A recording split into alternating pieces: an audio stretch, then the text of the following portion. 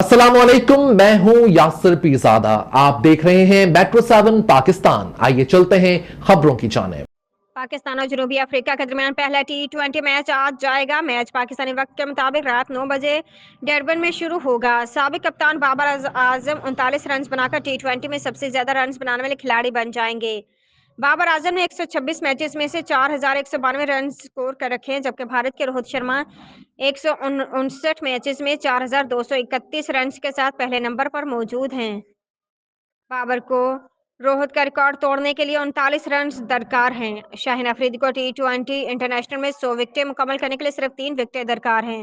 वह T20 में 100 विकेटें हासिल करने वाले तीसरे पाकिस्तानी बॉलर बन जाएंगे।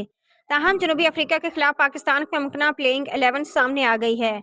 मोहम्मद रिजवान कप्तान होंगे। दिगर मुमकिन खिलाड़ियों में अब्बास अफरीदी, सलमान आगा, बाबर आजम, हारिस रऊफ, इरफान खान, जहांदाद खान, साइम अयूब, शाहिन अफरीदी, सफियान मुकीम और तैयब ताहिर शामिल हैं।